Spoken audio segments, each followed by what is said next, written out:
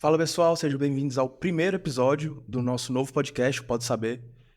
Estou muito feliz aqui de estar fazendo esse episódio inaugural para vocês. A ideia, né, é que a gente toda semana traga um convidado que seja professor, especialista, pesquisador em determinados assuntos, né, que vão em um range bem grande, aí, desde a filosofia, passando por história, política, economia, treinamento físico, nutrição, fisiologia, metabolismo humano, genética e evolução. Para que a gente possa dar visões mais técnicas e eventualmente até acadêmicas para vocês e para tentar disseminar o conhecimento, né? Então, uma frase que eu sempre digo é que não foi eu que disse, né? Foi o Newton. Ele falou que se ele enxergou mais longe foi porque ele estava apoiado sobre os ombros de gigantes. E a gente aqui vai tentar se apoiar nos ombros de pessoas que nós consideramos gigantes para conseguir levar o conhecimento para vocês. Eu sei que essa não é uma tarefa fácil, né, Mada? A gente vai conversar já sobre isso. Via de regra, as pessoas preferem pagar para serem entretidas do que para serem educadas, mas a gente tem a esperança que a gente vai conseguir, nem que seja aqui no nosso microcosmo de atuação, disseminar o conhecimento científico e acadêmico para que as pessoas consigam se tornar mais inteligentes. Eu estava vendo um estudo sobre neurociências, que é um assunto que eu sei que tu também gosta, e que o desenvolvimento intelectual ele cria novas vias neuronais, né, que chama de neurogênese adaptativa, que inclusive previne doenças neurodegenerativas como Alzheimer. Então, aqui no Brasil, por exemplo, um dos principais fatores de risco para o Alzheimer é a baixa escolaridade, né? Porque o cérebro ele não se desenvolve, não desenvolve circuitos neuronais suficientes para as pessoas terem capacidade de, enfim, né, de terem uma vida mais sadia. Então, eu queria agradecer o Madem por estar topando fazer aqui o primeiro episódio comigo. Madem, cara, tu é procurador federal, certo? É formado em Direito há bastante tempo, fez pós-graduação, mestrado, doutorado. Queria que tu se apresentasse aí brevemente para o pessoal. Bom dia, obrigado primeiramente pelo convite, André. Prazer estar aqui no Pode Saber e principalmente no episódio inaugural, né? É uma honra participar desse momento aqui. Como você disse, eu sou formado em Direito, sou procurador federal, sou professor universitário do Centro Universitário Cristos, onde eu dou aula na graduação e no mestrado. Ao longo da minha vida acadêmica, eu fiz especialização, mestrado, doutorado, pós-doutorado, mas especialmente eu sou um curioso com o conhecimento em geral. Há muitos anos eu venho lendo livros não jurídicos. Nesse momento aqui que a gente está gravando o podcast, aí, tem mais de 600 livros não jurídicos lidos ao longo de 25 anos. Trabalho com mentoria na área que não é jurídica, tenho um projeto chamado Projeto Regras do Jogo na área que não é jurídica, produzo muito conteúdo nessa área. Então, eu achei a ideia do seu podcast muito interessante e estou muito feliz de estar aqui nesse momento para falar sobre conhecimento em geral, né, nesse episódio inaugural do Pode Saber. Muito bom, obrigado, cara. Obrigado de verdade por ter vindo. Assim, quando eu tava pensando em tema, né, para começar o podcast, eu pensei, putz, será que eu começo falando de economia ou de finanças ou de investimentos, que são temas enfim, que eu já trabalho, já estudo há bastante tempo? Ou se eu vou para áreas correlatas que eu tô gostando mais de estudar, tipo, sei lá, nutrição, exercício físico, né? E aí eu achei, putz, eu acho que tem muito sentido em um podcast sobre conhecimento científico ou falar sobre conhecimento e ciências, né, em um podcast. E, cara, tu tá dando aula em quais disciplinas lá na Cristos?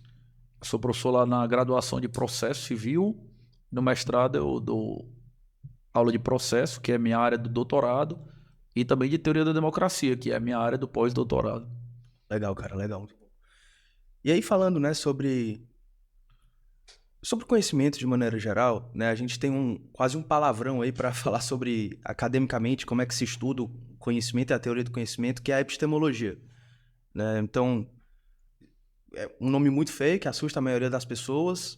E eu queria que tu dissesse pra gente o que que é conhecimento, né? O que que é teoria do conhecimento, filosofia do conhecimento e epistemologia. Tipo, consegue falar de uma maneira simplificada aí o que que é esse subcampo da filosofia? Bom, essa palavra realmente é meio assustadora, né? Falar em epistemologia, mas não tem nada de misterioso nisso aí.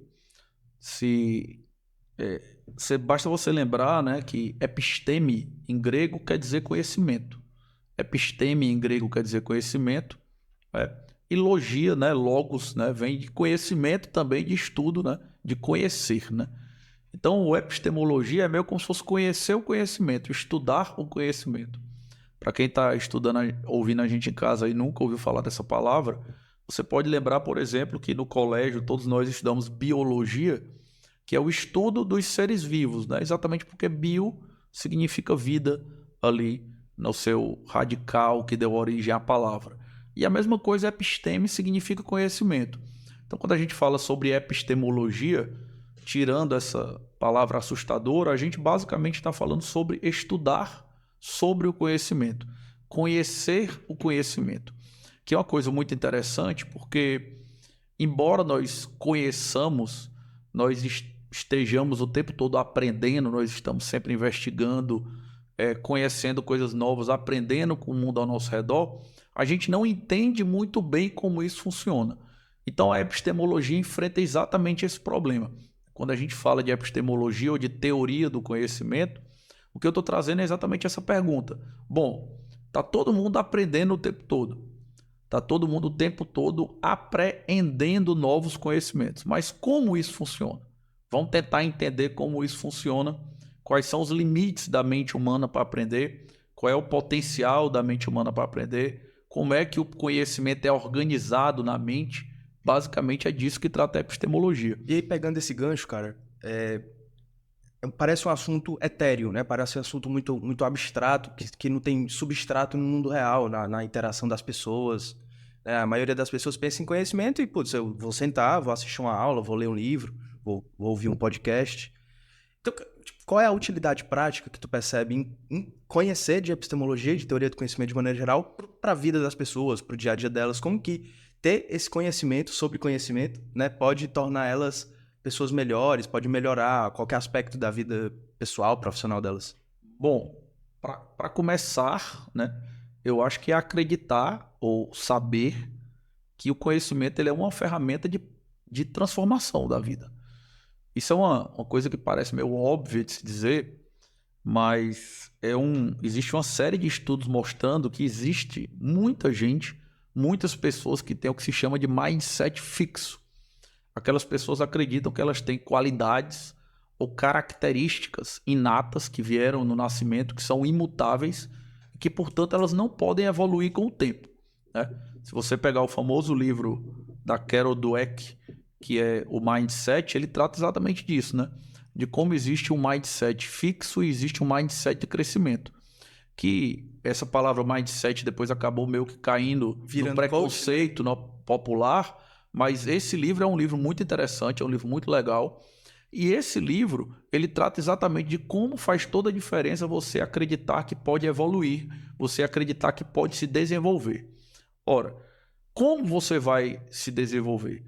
Para você conseguir se desenvolver, você tem que ter conhecimento. Se eu quiser iniciar uma dieta, seja para melhorar minha saúde ou melhorar minha estética, eu preciso saber o que eu tenho que fazer. Senão eu vou ficar fazendo uma série de coisas totalmente na doida e não vou conseguir nenhum resultado. Se eu quiser investir meu dinheiro, eu vou precisar estudar para ter conhecimento para usar aquilo na prática. Se eu quiser buscar o sucesso profissional, de repente para decolar na carreira ou para abrir uma empresa, eu preciso parar, preciso ter conhecimento para aquilo ali.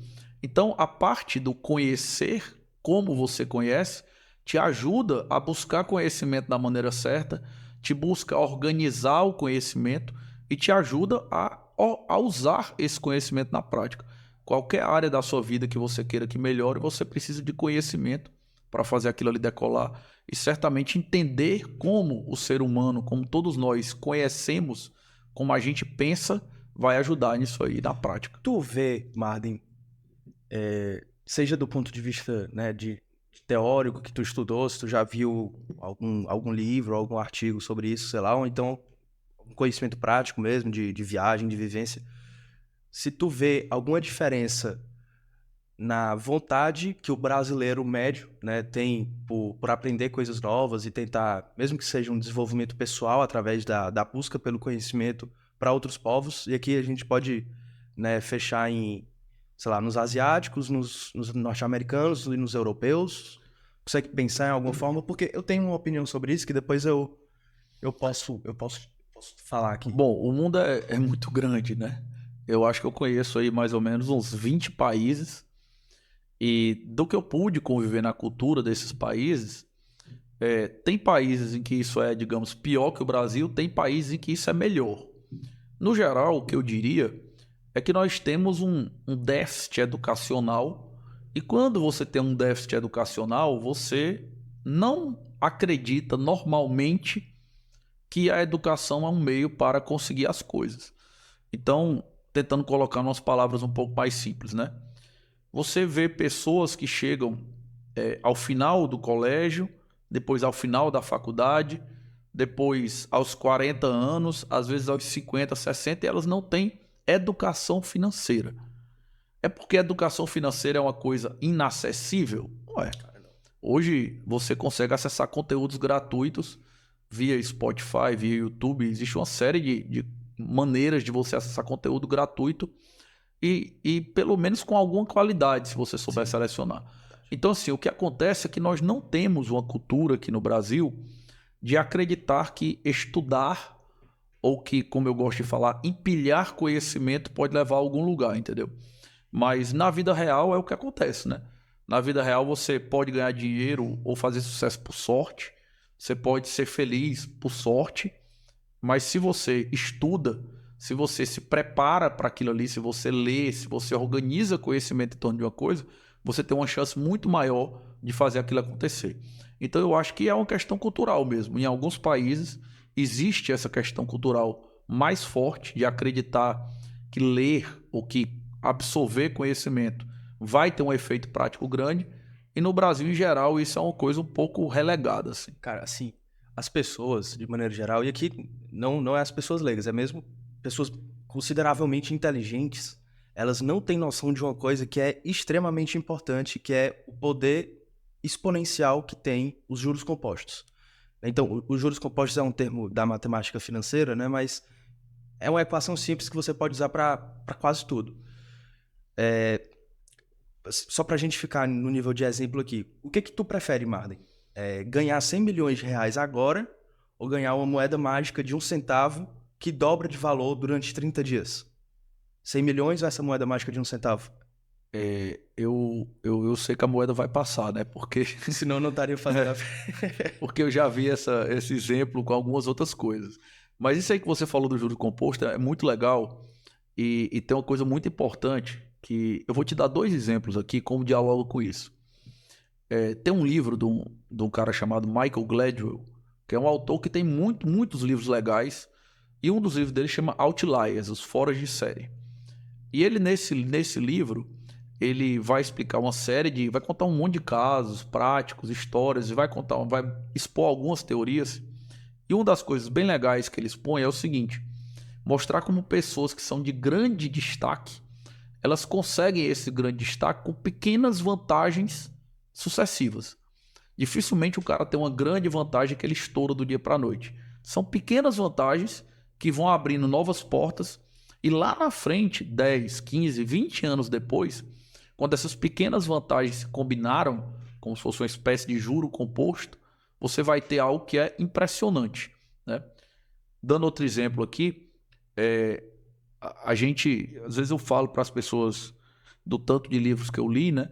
E as pessoas perguntam, cara, como é que tu leu esses livros? Aí eu sempre de cara, eu li de um em um. Foram 620 que tu falou em 20 anos? Não, na minha lista atual tá em 639 hoje, né? Em 25 anos, né? Isso fora os jurídicos que tu comentou. Fora jurídico, fora o que não é do direito. E eu falo, cara, eu li de um em um. Ou dois em dois, dois ao mesmo tempo. Agora, tem que ter paciência. E você estava falando aí no começo do podcast, André, sobre falar sobre um monte de assunto, né, cara? Saúde, finanças, desenvolvimento pessoal, relacionamento. Quando eu comecei a ler livro, o pessoal ao meu redor dizia assim, cara, isso aí não vai te levar para canto nenhum, porque tu lê livro de história, de geografia, sobre religião, aí lê livro sobre filosofia, aí volta para não sei onde, aí vai ler antropologia, aí lê psicologia. Beleza, porque eu te li só um. Aí depois eu li 2, aí depois eu li 3. Quando eu chegou num ponto em que eu tinha lido 20 e tantos de cada assunto desse, a coisa se combina. Então é exatamente essa questão do conhecimento que às vezes é invisível, igual o juro composto. Você não consegue perceber, nós temos dificuldade de perceber, como esse efeito cumulativo, que se chama às vezes de bola de neve, né? Como ele gera um enorme efeito a longo prazo, né? Ou seja, e aí eu dei 2 exemplos aqui do Outliers ou da minha própria leitura de livros, né? Você fica ali lendo e parece que não está indo para canto nenhum. De repente a coisa começa a funcionar e explode. No exemplo da moeda, essa moeda depois de 30 dias, essa conta é fácil, pessoal. Se vocês quiserem fazer aí, vocês, enfim, pode jogar no Excel, então no HP, né, que é a calculadora financeira, vai dar mais de 1 bilhão enfim, da unidade de reais ou de dólares, né? E eu tô falando isso porque no final do ano passado, em 28 de novembro de 2023, se não me falha a memória, faleceu o Charlie Munger, né? O Charlie Munger, ele é o sócio do Warren Buffett, cujo livro da vida dele é justamente com o tema Bola de Neve, né? O título do livro. E o Munger, ele, apesar de ter sido um empresário de muito sucesso, um mega investidor, né? Ele também era um dos maiores gênios que eu tive a oportunidade de já ter me deparado em algum momento. Então, ele tinha um conhecimento muito vasto sobre muita coisa. E o que ele dizia é que todo dia, até o final da vida dele, ele morreu faltando poucos dias para completar 100 anos. Que todos os dias ele ia dormir sabendo 1% a mais do que ele sabia no começo do dia, né? E quando você pensa em 1%, não parece muito, mas quando você coloca 1% por dia ao longo de 50, 60 anos, a quantidade de coisas que você aprende é muito grande, né? E justamente pela quantidade de coisas disponível que a gente tem a informação para aprender, né? Livro, aula, vídeo, podcast, curso, enfim, conhecimento prático. Quais são as formas que tu acha que são mais eficientes para ti, né? Buscar conhecimento. Então, tu falou que leu pra caralho, né? 640 livros, fora os livros da tua área, muito provavelmente fora artigo científico, tese de doutorado, dissertação. Mas tu também dá aula, né? Então, quais são as formas, assim, de livro, aula, curso? Quais são as formas que tu acha mais interessante das pessoas tentarem aprender coisas novas? Eu acho o seguinte, isso é muito pessoal, porque às vezes algumas coisas funcionam para umas pessoas e não funcionam para outras. Eu vou te dar um exemplo, né? Esse podcast que a gente está gravando aqui, ele vai para o YouTube e para o Spotify ao mesmo tempo. Carlos Marden, eu tenho uma facilidade muito maior pela minha própria rotina de ouvir Spotify do que assistir YouTube. Porque tu bota lá e vai fazer alguma coisa, né? Então não adianta chegar para um cara como eu e dizer que eu vou ter que estudar pelo YouTube. Eu tenho poucas oportunidades de fazer isso.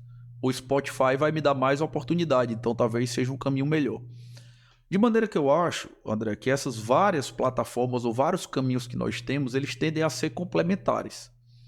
Qual é que eu acho que é o grande problema hoje que atrapalha demais o conhecimento das pessoas, atrapalha demais a possibilidade de a pessoa fazer o que eu fiz, que é acumular conhecimento ao longo de muito tempo? É o fato de que as pessoas não têm paciência, né? Basta você ver o seguinte, eu falo muito sobre ler livros, né? Eu lancei um clube do livro agora que vai começar em breve, e a aula inaugural desse clube do livro, antes da gente começar a ler os livros, vai ter o tema Por que ler livros? E aí quando tu vai para a vida real, o que tu tá vendo são aquelas propagandazinhas de internet que aparecem para ti dizendo assim, o livro tal em 12 minutos, o livro tal em 15 minutos, o livro tal em X minutos. Madem, quer dizer que não dá para resumir o livro em 10 minutos? Se você quiser que eu fale qualquer livro que eu já li em 1 minuto, eu falo. A questão é que não é o mesmo aprendizado. A questão é que não é o mesmo conhecimento. Quando você lê livro, ele te proporciona uma espécie de conhecimento que ele não existe em nenhuma outra plataforma, que ele não existe em nenhuma outra maneira. Por 2 motivos. Primeiro, ele te dá contexto. Tudo que é exposto no livro é exposto dentro de um contexto. E isso faz muita diferença. Se eu chegar para ti agora, falar que minha árvore genealógica, dificilmente você vai lembrar daqui a 10 minutos. Se você perguntar para minha esposa, ela vai saber dizer. Não porque ela seja mais inteligente ou menos, simplesmente ela tem contexto para lembrar das pessoas. Então o livro, ele te dá contexto. E segundo, o livro te obriga a aprender devagar, né? A pessoa acha que é uma grande vantagem pegar um livro que ia demorar 15 dias para ler e ver ele em 12 minutos. Não é. É o contrário. É uma imensa desvantagem. É uma desvantagem absurda isso aí. Por quê? Porque a grande pegada do livro está exatamente em eu ler, parar, dormir em cima do livro, como se fala, né, em inglês, que é sleep on it, dormir em cima do livro, acordar no outro dia, voltar para o mesmo assunto, e voltar de novo, e voltar de novo, e voltar de novo, e passar 20 dias ruminando aquilo ali. Se eu transformo isso em 12 minutos, 15 minutos, não importa se o conteúdo, a linha central do conteúdo está ali. Aquele conteúdo, ele não vai ser absorvido, porque ele está sem contexto, e eu não vou saber como usar, porque eu não tive paciência, eu não tive a oportunidade de refletir, de amadurecer o que eu estava lendo. Então, para mim, eu quero ver YouTube, eu gosto de Spotify, eu gosto de assistir vídeo aula. Para mim, todas essas ferramentas são importantes se você se der bem com elas, se elas se encaixarem na sua rotina. Mas para mim, o livro, ele é a ferramenta imprescindível e que não pode ser substituída. Tu não acha que tem uns livros relativamente grandes que dava pra morrer ali no capítulo 2 ou 3? Eu vou dar um exemplo, aleatório. O Cisne Negro, do Nassim Taleb. Eu li esse livro, acho que 2 ou 3 vezes. A primeira faz uns 6 anos, talvez. E, assim, cara, quando você lê na boa, a introdução, o primeiro, o segundo capítulo, quando ele fala ali dos cisnes cinzas e tal, meio que morreu. Aí, eu não sei se vai da escrita de cada autor, mas, por exemplo, o Taleb, ele recheou o livro de exemplo. Recheou. Tem outros também. O do Daniel Kahneman, né, que foi um psicólogo que ganhou o Prêmio Nobel de Economia, que faleceu semana passada. O Rápido e Devagar é muito parecido, né? Então, ele usa os primeiros capítulos do livro para fazer uma anatomia básica do cérebro, mostrar o lado esquerdo e o lado direito, e mostrar como que cada um deles toma as decisões. E depois é uma ruma de exemplo de viés cognitivo que tem lá. Então, assim, resumindo a minha pergunta, tu acha que todos os livros a gente precisa ler até o final? Ou a gente pode, sei lá, tentar captar a mensagem principal e passar para o próximo? Eu acho que tem que ler o livro até o final, porque antes de você chegar no final, você não vai saber se perdeu alguma coisa, né? Então, no final das contas, você vai ter que ler todo, porque antes de chegar na última página, você não vai ter conseguir ter essa conclusão que você teve. Mas eu concordo com você. Eu acho que o Cisne Negro do Taleb, eu já li todos os livros do Taleb em português. Eu acho que o livro Cisne Negro dele poderia ser resumido. Eu acho que o Antifrágil é um livro que poderia ser resumido. E assim, eu não sou crítico do Taleb, pelo contrário. Eu acho todos os livros do Taleb excelentes e disruptivos. Mas você sabe qual é o melhor livro dele? O que eu gosto mais? O Arriscando a Própria Pele, que é o menor. É exatamente o que eu achei que ele foi mais conciso. De todos os livros dele é o menor. O Iludidos pelo Acaso também não é tão grande. Tem um que, eu não sei se ele tem tem, A Cama de Procusto. Tem, mas aí eles são mais frasezinhas, né? São mais aforismos, né? Tal, não é exatamente um livro que ele poderia desenvolver com exemplos e tal. Então eu acho que sim, eu acho que existem livros que poderiam ser menores do que são, mas ainda assim seriam livros. Ainda assim não seriam aulas de 15 minutos, ainda assim não seriam 10 minutos, ainda assim não seriam um Reels no Instagram, entendeu? Reels Então assim, eu acho que ler livro é uma coisa insubstituível, independentemente, né, do fato de que alguns livros são desnecessariamente grandes ou desnecessariamente recheados de exemplos. Cara, o livro, né, e tudo que a gente está falando aqui, o conhecimento prático, é uma forma de apreensão de conhecimento, certo? Você tem outro, você pode chegar a conclusões de uma lógica indutiva, de uma lógica dedutiva, buscando conhecimento prático, buscando conhecimento teórico, né, a partir da sua própria vivência, ou então usando os livros. E aí, voltando lá para os estudos de epistemologia, primeiro, qual a diferença principal que a gente tem em lógica dedutiva e indução? Deixa eu tentar explicar isso aqui de uma maneira simples para quem está assistindo a gente em casa, né?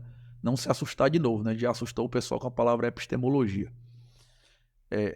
A discussão entre indução e dedução, basicamente, ela trata de dois caminhos em sentidos contrários. Quando você fala de dedução, você vai dizer que você tem uma lei, uma norma geral, uma regra, e você vai sair aplicando essa regra para os casos concretos que você vê, né? Então você vai deduzir o que vai acontecer com base numa regra geral. Exemplo, todos os homens são mortais, todos os seres humanos são mortais. Então eu, Carlos Marden, vivo num mundo em que eu deduzo que todas as pessoas irão morrer, inclusive eu. É assim que funciona. Isso é uma dedução. A indução é o contrário. A indução ela é uma observação de fatos isolados para dali tentar extrair uma regra geral. Então você sai dos fatos para a regra geral seguindo um caminho contrário. Em vez de ser um caminho dedutivo, você faz um caminho indutivo. E aí, né, leva a gente para o grande debate da epistemologia historicamente falando, que é a discussão do racionalismo e do empirismo, né? Se você vai ali para o racionalismo de Descartes, que todo mundo estudou no colégio, Descartes, né? Discurso sobre o método, a É o lógica... principal livro ainda que se usa para falar de epistemologia? Ou não? Não, hoje tem coisa mais moderna, né? Até porque tem muito questionamento a respeito desse racionalismo dele, né? Do racionalismo cartesiano. O debate começou já com Locke. Isso. Mas se você pega ali o discurso sobre o método, o que está por trás é a crença, a convicção de que o ser humano ele pode racionalmente conhecer o mundo somente pelo meio da razão. Somente pelo meio da razão é possível conhecer o mundo e ter certeza da verdade. Tanto que se você pegar o discurso sobre o método, que todo mundo lê com esse nome, né? Na verdade, o nome completo do livro é Discurso sobre o Método para bem conduzir a razão e descobrir a verdade nas ciências. Então, ele está criando um método para conduzir a sua razão adequadamente, te possibilitando descobrir uma verdade científica. Quando você vai para o empirismo, que ali talvez seja David Hume o principal nome, ele vai dizer o contrário, ele vai dizer, olha, não existe esse mundo para ser conhecido. A gente conhece tudo por meio dos sentidos. Os sentidos, eles são filtros por meio dos quais, através dos quais nós vamos conhecer o mundo. Então essa história de que vai vir a gente vai intuir uma lei geral e dela sair deduzindo as coisas, não vai dar certo. Na vida real, o que nós vamos fazer é sair observando, uma observação filtrada por sentidos, que não é uma observação pura nem objetiva, e a partir de então, nós vamos começar a tentar entender e descobrir o que é, mas é a indução que vem. E aí, em cima disso, André, aí vai ter muita discussão. Cara. Por exemplo, a alegação de que indução não é ciência. Né? Indução não é uma forma científica de chegar às conclusões. Tem até o famoso e relativamente cômico exemplo do Peru. Né? O Peru ele fica ali desde o dia 26 de dezembro para frente sendo alimentado todo dia, né? E aí, quando chega no dia 24 de dezembro do outro ano, ele induz, né, por indução, Que vai estar... ele chega à convicção que o cara vai entrar para alimentar ele, ele vai ser gordo, feliz sem fazer nada. O cara chega lá e mata ele. Porque os exemplos isolados, eles não levam a leis gerais necessariamente. Né? Então, é essa crítica. Mas, por outro lado, se você vai no racionalismo mesmo do Descartes, né, aquele racionalismo puro de algumas pessoas, né, Platão é uma coisa bem antiga, embora o Descartes tenha organizado isso de uma maneira mais clara, isso hoje em dia é muito criticado, entendeu? Se você pegar aí as últimas 5 ou 6 décadas, a gente teve um crescimento muito, muito grande da parte da neurociência. E a neurociência questionou a racionalidade humana de uma maneira que pensar no racionalismo cartesiano é insustentável. A gente poderia passar aqui meses comentando sobre neurociência que não cabe, né? Que não cabe, mas eu vou só te dar 2 exemplos sobre como esse racionalismo cartesiano foi colocado por terra pela neurociência nas últimas décadas, né, com estudos científicos mostrando isso. É um pensamento que tem várias pessoas que defendem, mas eu acho que o principal nome é um cara chamado Antônio Damasio, que é um neurobiologista, um médico, neurologista português. E o Antônio Damasio tem inclusive um livro chamado O Erro de Descartes. E nesse livro, ele, junto com outros livros dele, ele vai mostrar o seguinte, que não existe decisão que separe razão de emoção. A ideia de separar razão de emoção é uma ideia de manual para você tornar as coisas mais fáceis. Na vida real, você sempre decide baseado em emoção. E eu não estou falando aqui de emoção num jogo de futebol ou de uma emoção quando você está discutindo com alguém e está com raiva, não. Eu estou falando que tudo, o tempo todo, qualquer decisão. Basta você pensar o seguinte, se você sair daqui agora, depois que a gente gravou o podcast, for pedir uma comida no iFood, dificilmente você vai abrir e vai fazer uma planilha de prós e contras, tabela de calorias, tabela nutricional para saber o que você vai pedir. Você vai começar a passar o iFood e alguma coisa dentro de ti que tu não sabe o que é, vai dizer, é isso. E aí você vai lá e pede. A decisão não é racional. Alguma coisa que você sentiu, o que você sente, é intrinsecamente vinculado com o que você decide. E isso tem uma série de implicações que comprometem a ideia de um racionalismo puro. E para usar um segundo exemplo que você já citou, o Kahneman tem um trabalho fantástico com o ex-parceiro dele, que é o Amos, que é Tversky, né? Amos Tversky, que era o cara que teria ganho o prêmio Nobel junto com ele ali, mas morreu antes da premiação, que é mostrando que nossa maneira de pensar e nossa maneira de decidir, ela é sujeita a uma série de vieses cognitivos que nós não pensamos de maneira linear, que nós não pensamos de maneira matemática, né? E isso hoje está ficando uma coisa muito difundida, mas é uma coisa que a economia, por exemplo, vem tratando desde os anos 70, desde os anos 80, absorvendo essas descobertas. Então, por mais que a indução seja criticada, o método empirista de observar o mundo, de induzir, de trabalhar com indução, ele é um método criticado. Por outro lado, esse racionalismo puro, ele também não se sustenta com base na neurociência atual, seja porque nós decidimos influenciados por emoções, seja porque o nosso pensamento é falho e entortado ali por vieses cognitivos que nos atrapalham o tempo todo. Sobre a lógica indutiva, né, aprender sobre os sentidos, um problema muito grande disso, e que eventualmente a dedução também pode cair, é o Visiat, né? O Visiat é uma sigla para What you see is all there is, né? Então seria o que você está vendo é tudo que é, e aí o que você está vendo não é especificamente o que você olha com seus olhos, mas o que você conhece, você entende que é tudo aquilo que existe, né? Então eu só acho que existe aquelas coisas que eu conheço quase que como um corolário de eu só conhecer aquilo, né? Então, como eu não conheço outra coisa, eu não sei que essa coisa existe, porque se eu soubesse que ela existe, provavelmente a conheceria. E o grande problema é que as pessoas sofrem muito desse viés, né? Então, a gente pode pensar, por exemplo, num jogador de futebol, né? Então, o cara tá treinando e ele tá focado lá em aprender um chute de trivela com a perna esquerda. E ele ficou muito bom com esse chute. E ele só ficou treinando aquilo, né? Só que ele poderia ser igualmente bom ou melhor em chutar de peito de pé com a perna direita. Mas ele nunca testou isso, né? Ele nunca se expôs a conhecer ou a aprender novas habilidades, porque ele acha que tudo que ele tá vendo é o que há, né? Então, as pessoas... E esse é inclusive um dos intuitos do podcast, Pode Saber, é justamente esse, é dar para as pessoas visões e perspectivas diferentes sobre vários problemas, né? Eu sei que tu tem um projeto que é As Regras do Jogo e que tu traz o multidimensionamento da aprendizagem, da abordagem de desenvolvimento pessoal.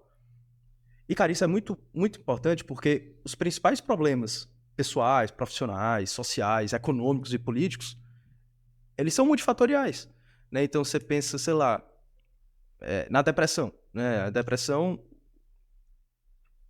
pode até ser um exemplo ruim, mas, enfim, vamos falar da depressão. Você tem lá questões de contexto social e familiar envolvido, você tem questões psicológicas, você tem questões psíquicas e você tem questões materiais no sentido de física, né?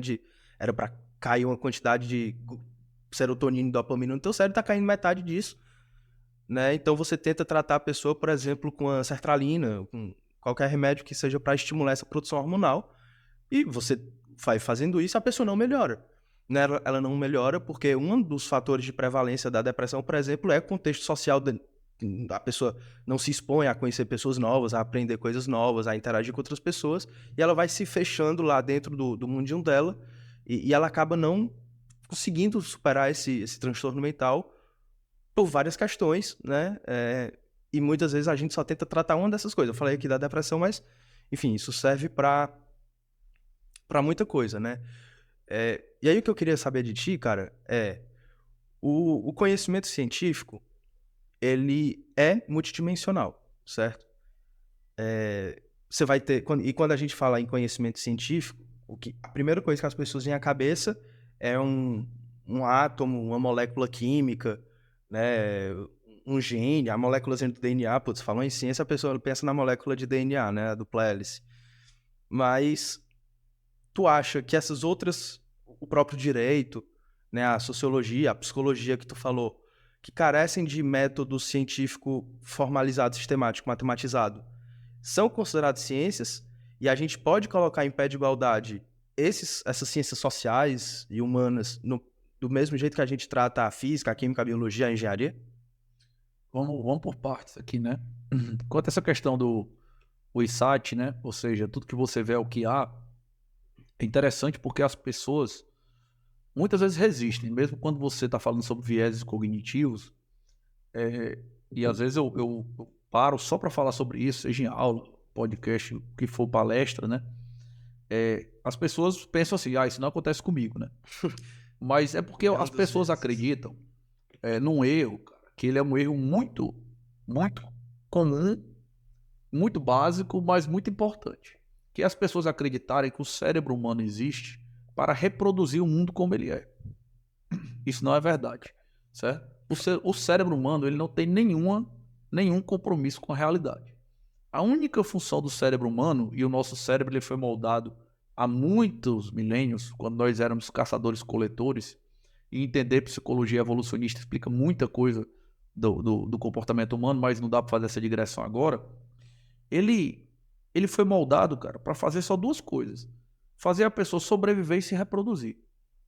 Então, ele gasta o mínimo de energia e funciona da maneira mais eficiente possível para que o ser humano sobreviva e se reproduza. Se ele conseguir fazer isso, a missão dele está cumprida e segue o jogo. Então, para o cérebro, desprezar parte da realidade é uma coisa fundamental.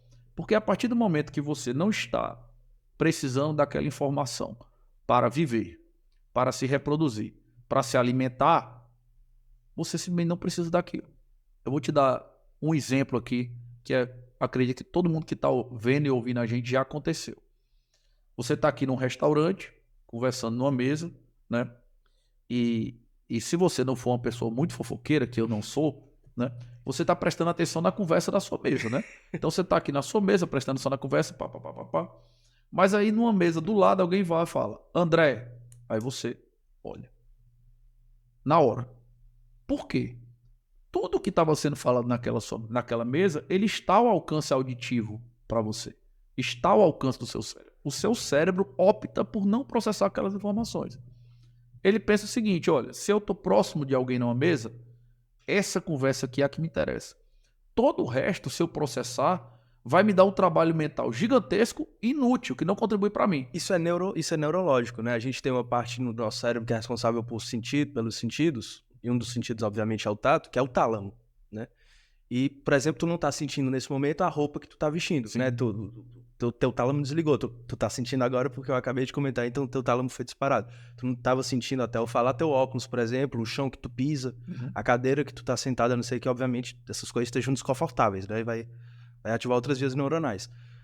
Mas, e tudo isso que tu tá falando, né? Por isso que é legal você aprender coisas, né? Porque você consegue fazer essas conexões. Então, o que tu tá falando é uma pessoa que tá prestando atenção em uma coisa e é distraída por outra, por exemplo, por uma conversa no restaurante que tu comentou, tem uma razão neurológica, e tu vai falar da razão mental, disso acontecer. Né? A razão neurológica é que o tálamo ele se desliga, porque porra, ia ser literalmente impossível a pessoa sentir a todo momento o relógio, o óculos, o cabelo, a batida do vento na nossa pele. Então, né, só queria fazer esse adendo que Isso. tem uma razão de circuito neuronal para que a gente não sinta, mas perceba. Isso aí é seleção natural pura, né? Na vida real, quando você volta lá para trás, talvez existisse uma série de pessoas, um grupo de pessoas ancestrais nossos, que eles ficavam ligados em todas as conversas, né? Essas pessoas, elas foram deixadas para trás pela seleção natural. Por quê? Porque elas estavam gastando energia, que é rara, com uma coisa que não serve para nada. Enquanto aquele que está prestando atenção em quem está próximo e eventualmente se o nome dele é chamado, esse cara está gastando energia de maneira eficiente. Então o que acontece? O cérebro da gente faz isso o tempo todo. Só que isso tem uma desvantagem. Na hora que você ignora parte significativa da realidade, né? Então você começa a tomar decisões com base naquele pequeno pedaço da realidade que você está vendo. Tem um físico que escreve sobre vários assuntos, mas é um físico muito famoso chamado Leonard Mlodinow, que ele tem um livro chamado Subliminar, que é só sobre isso, sobre como o mundo está existindo embaixo do nosso nível de consciência. O que realmente é consciente para a gente é uma parte muito pequena da realidade, e tem que ser uma parte pequena da realidade, porque senão seria inviável de você manter o cérebro funcionando de maneira eficiente. Então, essa é uma observação sobre a questão do viés cognitivo lá que tu comentou.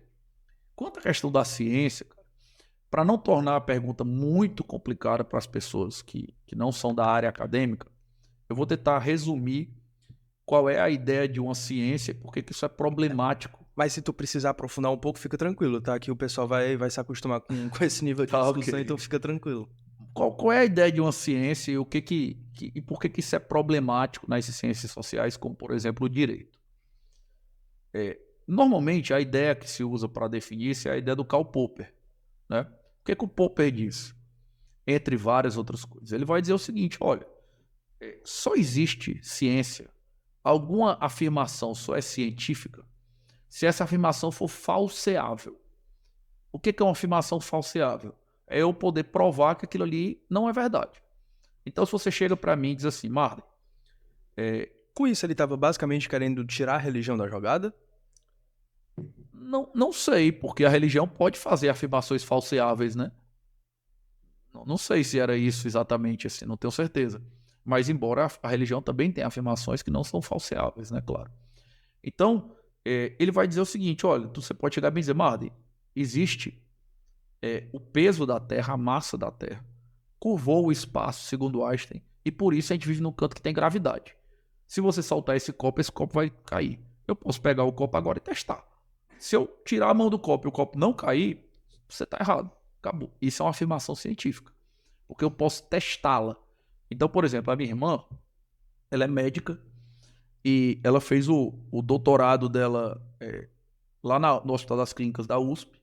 E a tese de doutorado dela era testando uma teoria sobre gene, porque ela é endócrino pediatra, sobre efeito de gene em criança. Então existia uma teoria vigente lá quando ela fez o doutorado, há 10 anos mais ou menos, que dizia o seguinte, se a criança tiver presença de tal gene, ela não consegue passar de tal altura, alguma coisa desse tipo, né? Não sou médico, tentei pegar o que deu lá na hora da defesa. E o que ela provou? Ela pegou 4 anos de pacientes dela e provou que isso não era verdade. Que existia fulano, cicrano, beltrano, que passaram daquela altura embora tivessem o gene. Opa, então isso é ciência. Porque existe uma afirmação e é possível ir lá e provar que essa afirmação é falsa. Quando eu venho para política, para a sociologia ou para a minha área, que é o direito, isso é muito mais complicado. Porque no direito nós não temos afirmações falseáveis. Eu dizer que uma coisa é legal ou ilegal está na lei, isso pode ser visto. Mas quando você julga uma coisa, você constrói um argumento jurídico, isso não pode ser falseado no sentido popperiano. Então, por isso que algumas pessoas vão dizer o quê? Como eu não posso aplicar o método popperiano ao direito, então o direito, tecnicamente falando, não é ciência. E por que existe um curso, sei lá, de especialização em ciências jurídicas, por exemplo? Que diabo é ciência jurídica nesse caso? Aí é que vem a segunda questão, que é o seguinte. Tudo bem, o conceito do Popper, ele é um conceito interessantíssimo, né? Eu posso fazer ciência de maneira falseável. Mas a questão é, nós temos uma série de disciplinas, como eu citei a política, a história, sociologia, direito, que elas não funcionam dentro desse esquema. Então eu só tenho 2 jeitos. Um jeito, não, aliás, 3 jeitos. Primeiro, eu paro de fazer essas ciências. Já que não são ciências, eu abandono. Ora, ninguém vai querer abandonar. Eu vou viver sem direito, sem política? Não tem como. Segundo, eu admito que como eu não posso aplicar o método popperiano, então é um vale tudo, caos. Claro que isso não pode também ser o normal. Entendeu? Você poder, por exemplo, ser julgado por um juiz que pode argumentar de qualquer maneira que é o caos e está valendo tudo. É lógico que isso não pode fazer sentido. De maneira que sobra a terceira opção, que é a seguinte. Se eu tenho algumas disciplinas que não se adaptam ao método popperiano, mas eu preciso lidar com elas e eu preciso que elas funcionem para a sociedade funcionar bem, então eu preciso pensar em outro método para elas. Um método científico diferente. Outro conceito de ciência, outra perspectiva científica. Então, no direito, por exemplo, a gente trabalha com teoria da argumentação. Existem maneiras para saber qual é a melhor argumentação, existem maneiras para argumentar de maneira válida, existem maneiras que aquela argumentação não pode funcionar, existem falácias que não devem ser admitidas. Isso significa que eu vou poder falsear o que você disse? Que nem se você errar uma fórmula matemática o prédio cai. Não, não é isso. Mas significa que nós estamos trabalhando num nível científico. Porque, André, a palavra ciência, embora ela tenha um significado muito abrangente, mas de uma maneira muito, muito simples, ela pode ser tratada como uma organização de conhecimento. Uma organização produtiva, construtiva de conhecimento. Então, o que eu posso fazer no direito, se eu não vou abandoná-lo, é criar uma forma de lidar com ele de uma maneira que seja produtiva, de uma maneira que faça sentido à discussão jurídica. Afinal, a gente vai continuar tendo direito como sempre teve em toda a sociedade. Então, eu preciso dar um sentido à política, ao direito, e a epistemologia pode ajudar a fazer isso, ainda que não faça no sentido popperiano de falseabilidade. As teses hegelianas das lógicas dialéticas, tu acha que elas poderiam se encaixar, serem usadas elas, né, da tese, antítese, síntese, para funcionar como, puta, isso aqui é científico que segue essa lógica dialética? Bom, se alguém não sabe, né, o que a dialética hegeliana vai dizer basicamente é que a história, e isso pode ser levado para outras áreas, evolui com a tese, com a antítese, e depois disso vem uma síntese. Eu vou dar um exemplo, né? Você tem um modelo hipercapitalista, daí surge Karl Marx defendendo o comunismo, que é uma espécie de antítese ao capitalismo, e depois a gente tenta chegar no meio termo, que é uma síntese, que seria, sei lá, um modelo social capitalista preocupado com o social. A partir daí, essa síntese, quando se estabelece, ela vira uma nova tese que vai desafiar uma antítese, que vai desafiar uma síntese, e por aí vai. Esse processo, eu considero ele um processo real. Você observa isso não só na história. Você observa isso nas relações humanas, você observa isso na economia, você observa isso na política. Eu acho que a ideia de dialética hegeliana ela tem um valor científico. O meu problema com ela é porque algumas pessoas, inclusive o próprio Marx, trata isso como sendo uma espécie de determinismo. E aí eu acredito que existe um erro. Se você for ler Marx, por exemplo, você vai ver que muitas vezes ele vai tratar como se a revolução proletária que fosse acabar com o capitalismo fosse inevitável. Porque o capitalismo vai ser superado por uma antítese necessariamente. Coisa que nunca aconteceu. Pode acontecer ainda, né? E que o Fukuyama escreveu e chamou de fim da história, né? Que é exatamente você ter acabado com esse dialética. Eu não acho que a dialética acabou. O que eu acho é que ela não é determinista.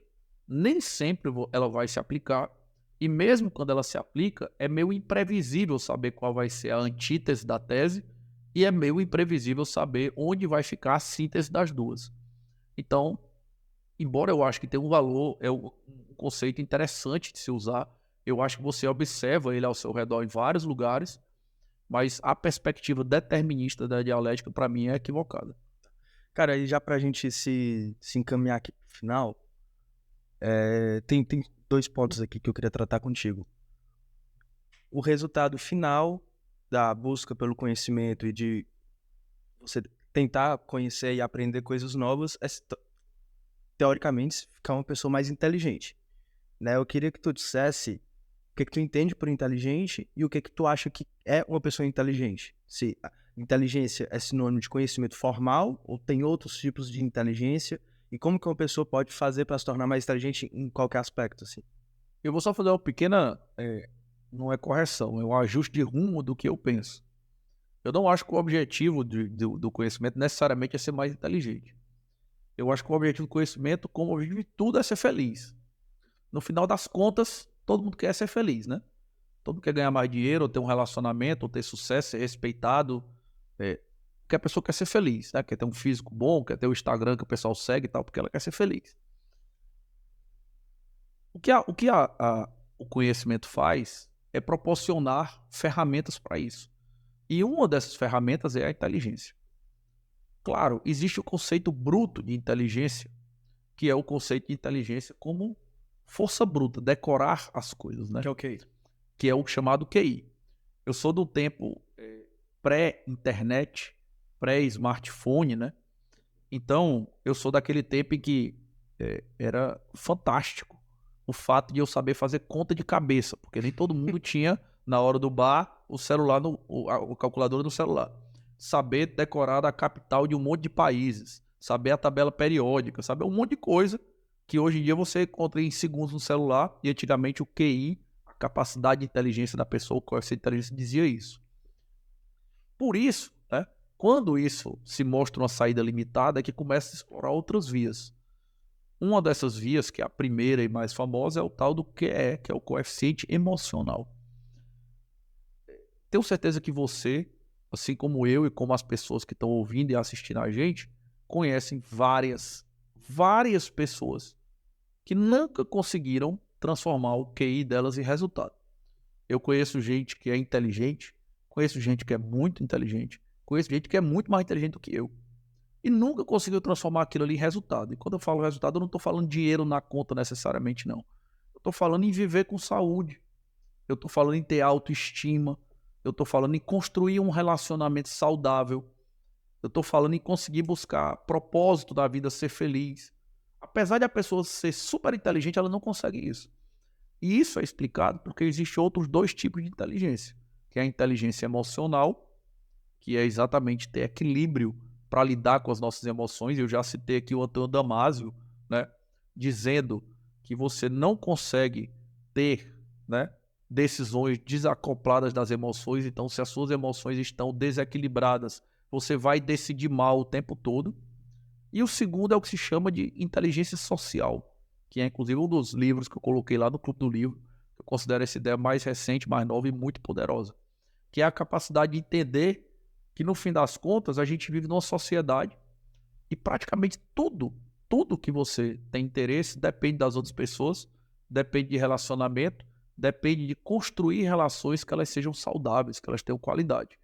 Então, se você juntar inteligência emocional com inteligência social e com inteligência QI, a inteligência racional, talvez seja a melhor palavra, eu acho que a gente tem um quadro legal. Quer dizer o quê? Quando você estuda esse conhecimento, quando você lê, quando você assiste podcast, YouTube e tal, as coisas legais, você vai absorver um conhecimento que ele pode te tornar mais inteligente, emocionalmente, intelectualmente e socialmente. Então, tu acha que a inteligência não é uma característica epistêmica? Seria talvez uma característica quase metafísica, assim? Não, eu acho que ela é epistêmica no sentido de que ela depende do conhecimento, né? Você pode ter pessoas que não têm conhecimento e são inteligentes, mas a verdade é que ela não tem potencial. Basicamente é o seguinte, eu me considero um motorista mediano, né? Eu dirijo em velocidade segura, eu sou cauteloso, eu faço direção defensiva e tal. Então, assim, eu sou um motorista ok, não sofro um acidente há muitos anos, tá tranquilo pra mim. Não bate o carro, não Mas se arranha na você me parede. entregar uma Ferrari, eu certamente vou Dá ganhar numa corrida de um cara que é um excelente piloto se ele tiver num Fiat 147, ou num Fusca, ou num carro, um antigo Gurgel, que era um carro 0.8 o motor dele. Por quê? Porque não adianta nada ser um grande piloto num pequeno carro, entendeu? Se você é inteligente, né, você precisa também do conhecimento para usar essa inteligência. A inteligência ela é só um potencial. Esse potencial ele pode ser realizado, ele pode nunca ser realizado. Quantas pessoas você deve ter por aí que tem potencial para ser excelentes músicos, nunca ganharam um violão? Inúmeros, com certeza. Não faz diferença nenhuma, o cara não ganhou um violão. Então, se você não estuda, você não lê, você não busca conhecimento, a inteligência ainda é boa, claro, porque muita coisa é intuitiva e a inteligência desenrola isso, mas não tem como você competir com alguém que está progressivamente acumulando conhecimento, porque aquilo ali é como se a pessoa estivesse trocando de carro por um cada vez melhor, mais potente, mais sofisticado. E aí, uma hora você não vai conseguir competir com aquela pessoa. Fala pra gente caminhar aqui pro final, fala do Regras do Jogo, apresentei tua ideia, que, pô, eu entrei lá no site, eu te falei, antes de começar a gravar, Pô, ficou muito legal. Fala qual é a ideia, para qual o tipo de pessoa que é, como que vai funcionar lá a dinâmica. Bom, basicamente, André, o que tem acontecido, cara, é que há vários anos eu venho criando conteúdo na internet. Mas o conteúdo ele era muito difuso, muito desorganizado, e isso era uma coisa que as pessoas me cobravam. Cara, tem que, primeiro, organizar esse conteúdo, segundo, transformar ele em produtos que a gente possa usar para alguma coisa. Porque você posta um vídeo ali no Instagram, daqui a pouco ninguém mais vê e tal, não sei o quê. E o projeto Regras do Jogo resolve isso. Ele é um projeto para organizar essa produção de conhecimento. Se você for lá no site projetoregrasdojogo.com, você vai encontrar, por exemplo, o blog. Toda semana eu posto um texto curto. Curta o quê? Ah, Em caracteres, 2.500. vamos falar assim, em uma página de Word, como Tá. se fosse uma página de Word. Um texto de uma página de Word. E no final desse texto, nunca é jurídico, sempre são várias áreas de conteúdo. E no final desse texto vem uma indicação de um livro. Então toda semana eu posto. Lá vai ter, por exemplo, possibilidade de abrir para palestras. E agora eu estou lançando o Clube do Livro, né? A minha ideia é exatamente criar os produtos que as pessoas possam utilizar. Então, o Clube do Livro, por exemplo, é um projeto para a gente ler junto ao longo de 2024 6 livros que, para mim, pelo menos, foram muito impactantes na minha vida. A gente vai ler, fazer um encontro mensal e tentar usar esses livros na prática para tentar ajudar as pessoas, né, a participar e a impactar a vida delas também. E a coisa mais legal do projeto que eu acho, que dialoga muito com o seu projeto aqui do Pode Saber, é a questão de ele ser um projeto multidimensional, que eu chamo lá de 5 dimensões, que são desenvolvimento pessoal, relacionamentos, sucesso profissional, finanças pessoais, investimentos e felicidade ou espiritualidade. Para mim, essas dimensões elas são muito importantes, porque o que a gente vê na internet. E isso vocês vão trabalhar dentro. São livros que vão tratar desses assuntos ou vão ser palestras? Isso, aí vai ter várias iniciativas. Tem as palestras, o Clube do Livro, por exemplo, vai ter um livro para cada um desses assuntos. Mas claro que a gente vai colocar tudo para divulgar. Eu vi, por exemplo, uma vez você falando que questionaram você sobre por que criar conteúdo sobre tudo, não ficar só numa área, né? Eu concordo totalmente com o que você falou lá no vídeo Pouca gente concorda. A e gente vai posso entrar dizer aqui, né? Eu acredito que a única forma de ter conhecimento é multidimensional. Um dos produtos que a gente tem lá no Regra do Jogo é a mentoria, né? Que é uma mentoria de vida, digamos assim. E aí, cara, é muito comum a pessoa chega lá e diz assim, eu queria sucesso profissional. Mas a pessoa, apesar de estar procurando sucesso profissional, ela é qualificada, ela fez uma boa faculdade, ela tem conhecimento. O problema dela não é sucesso profissional, o problema dela é de relacionamento. Aí quando você ajeita a dimensão de relacionamento, o sucesso profissional vem por tabela. Às vezes a pessoa que não tem um equilíbrio emocional muito bom, ela fica prejudicada na parte financeira dela, porque ela vai compensar um desequilíbrio emocional comprando coisas, vai gastar demais e vai ter um problema. Então a ideia de tentar desconectar essas dimensões, ela não é boa. Claro, você vai ter influências na internet produzindo conteúdo só de finanças, ou só de relacionamento, ou só de desenvolvimento pessoal, só de dieta, por exemplo, não tem problema. Mas a minha visão, ao contrário, a minha visão é holística. Eu acredito que a felicidade ela é multidimensional. Então, tudo no projeto, desde o Clube do Livro até a mentoria, todos os projetos, todos os produtos que nós temos no blog, os textos falam sobre tudo, eles são sempre passando pelas dimensões. Porque eu acho que é impossível dissociar isso aí. Cara, eu concordo demais, assim, eu sempre digo, né, quando eu tô, normalmente eu digo mais em conversa, a gente tá falando sobre sucesso, felicidade e tal, eu digo, cara, uma pessoa de sucesso, é muito improvável que ela tenha essas 5 condições que eu vou dar, mas ela tem que ter, pelo menos 3, que é, cara, tem que ter uma grana guardada, né, então tem que ter um dinheirinho guardado pra dar tranquilidade mental, tem que ter um trabalho que ela gosta, que ela se sinta bem fazendo, ela, vai ter que ter um ciclo social, familiar adequado, justo, que puxa ela pra frente. Vai ter que ter um desenvolvimento intelectual / mental, né? E aqui eu junto as coisas. Ter tanto saúde mental como curiosidade intelectual para aprender coisas novas, se aventurar em desafios. E vai ter que ter um corpo e uma saúde física mesmo ajustada. Então, fazer uma atividade física, se alimentar razoavelmente bem. Não precisa ser marombeiro, né? Sei lá, 3, 4 vezes pra academia e fazer uma dieta equilibrada aí 5 dias na semana. Então, uma pessoa que... Eu nunca conheci ninguém que tenha os 5 muito bem no lugar, né? Mas, pelo menos 3, pessoa tem que se esforçar para ter. E aí, cara, pô, muito legal o projeto, sucesso aí. Quando é que começa? Já começou? Não, Tá vendendo? o projeto já tá andando, né? Se o pessoal quiser entrar no projetoregrasdojogo.com, já vai ver o site. .com.br. .com. Não tem o BR. Tô sempre produzindo conteúdo lá no Instagram, então quem quiser também seguir lá Carlos Marder, né? Fica o convite. E o Clube do Livro, a aula inaugural, o encontro inaugural vai ser 20 de abril. 20 de abril a gente vai... Já, agora, esse mês. Isso, 20 de abril a gente vai fazer um encontro inaugural com o tema Por que ler livros? E lá a gente vai, né, começar a colocar em andamento o cronograma e vamos ler o primeiro livro. O primeiro livro vai ser o 12 Regras para a Vida, do Jordan Peterson, que a gente vai ler para maio. Então a gente vai ler ele e no final de maio tem o encontro, né? Então fica aí todo mundo convidado, quem quiser participar do Clube do Livro. É multidimensional. Tem Instagram do Tem não, é dentro do meu próprio então, Instagram no mesmo, Instagram pessoal. do Marden é @CarlosMarden, provavelmente, né? Se escrever Carlos Marden, vocês vão achar, vai com dar certeza. certo. Aí, cara, eu tenho um quadro aqui que é de mito ou verdade. Eu vou falar 6 frasezinhas. Eu quero que tu diga se é mito ou verdade e se precisar dar uma justificativazinha rápida. Mas a ideia é ser rápida, beleza? Vamos lá. Os especialistas muito provavelmente terão mais sucesso do que os generalistas. A meu ver, é mito. Eu acredito que você ser especialista leva você até um ponto bom, mas para você ser excepcional, ser generalista é melhor do que ser especialista. As ciências humanas, pela ausência de método, não deveriam ser consideradas ciências. Eu discordo, porque eu acho que se você precisa ter uma disciplina funcionando e ela é essencial para a sociedade, é preciso encontrar uma maneira produtiva de lidar com ela, ainda que não seja a mesma maneira da matemática ou da física. Ó, isso aqui é onde o pessoal é. A verdade é subjetiva e não pode existir uma verdade objetiva além das nossas percepções individuais. A verdade é subjetiva e não pode existir uma verdade objetiva.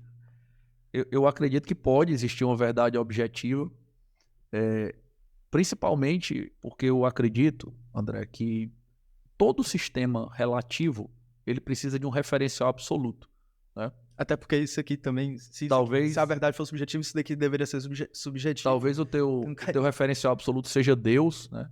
Eu, por exemplo, sou cristão, né? Não sei quem está assistindo a gente. Às vezes a pessoa tem uma filosofia ética dela, mas se a pessoa viver sem nenhum tipo de referência absoluta, a meu ver, faz parte. Então, em algum momento tem que haver alguma verdade absoluta na minha visão. Mas, em grande parte, a subjetividade, sim. O mundo é percebido de maneira diferente por pessoas diferentes. Embora você tenha um referencial absoluto, ter um referencial absoluto seja importante, me parece que o mundo, em regra, é um mundo subjetivo. A gente vive num mundo de subjetividade. Olha lá, nesse sentido, o conhecimento é uma construção social, influenciado pelo poder e pelas estruturas de dominação. Em parte, né?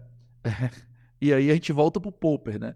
Na verdade, quanto menos houver falseabilidade do conhecimento, certamente vai acontecer isso. Por isso é que você vê, às vezes, que certas disciplinas vai ter história progressista, direito de esquerda, né? Esse tipo de coisa. Você jamais vai ver o cara ter a engenharia progressista, uma engenharia de direito e uma engenharia de esquerda que são engenharia diferente. Por quê? Porque o cara vai chegar lá e vai lá. Então manda subir 2 prédios aí, um com engenharia de direito, um com engenharia de esquerda, o prédio que cair a gente sabe que o cara tá errado. Então, em parte, sim, eu acredito que algumas formas de conhecimento, essas que são ciências não duras, digamos assim, existe todo um contexto histórico e político que influencia a construção do conhecimento. Todas as crenças são igualmente válidas, independentemente de sua fundamentação teórica ou racional. Com certeza não. Como eu falei, eu acredito que todo sistema relativo tem que ter pelo menos um referencial absoluto. E isso leva à seguinte conclusão, e existe um erro aí, não aí na pergunta, mas muito comum nas pessoas, que é o seguinte: de acreditar que elas têm que optar entre absolutismo e relativismo. Quando você diz que as coisas não são absolutas, então você pensa que é um vale tudo, né? Tem até uma frase famosa do Irmãos Karamazov, né? Que num diálogo, um dos personagens fala assim: Deus morreu, então tudo é permitido. Deus está morto, tudo é permitido. Não, peraí, não é assim. O que você tem o caminho? Você pode não ser absolutista, não ser relativista. Você pode ser o quê? Pluralista. O pluralismo é acreditar que existem vários caminhos, embora nem todos sejam corretos.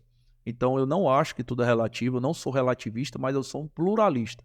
Eu acredito que eu me esforço para encontrar a minha maneira de viver bem, mas acho que existem outras maneiras diferentes da minha que também podem ser válidas para outras pessoas. Mas isso não quer dizer que qualquer maneira de viver é válida, até porque se fosse isso, não faria sentido nós criarmos regras éticas, sejam religiosas, morais ou jurídicas, para a sociedade. Cara, obrigado pela participação. Eu só queria um bate-bolinha rápido aqui também. Cara, queria que tu me indicasse ou o entrevistado ou um assunto que tu gostaria de ver aqui no podcast.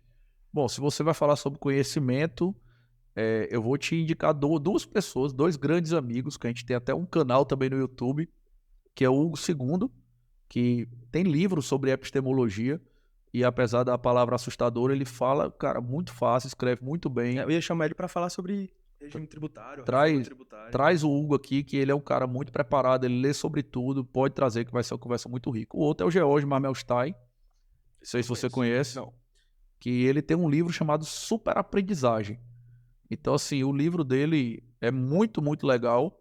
O livro do George é um sucesso, assim, o livro é muito interessante, mostrando como as pessoas aprendem, técnicas de aprendizagem. Se você trouxer ele para cá, com certeza vai ser um grande podcast também. Um livro. Um livro para qualquer um ler, eu vou ficar com o primeiro livro do Clube do Livro, que é o 12 Regras sobre a Vida. Embora nós tenhamos dezenas de livros, e aqui mesmo na conversa eu citei vários, né?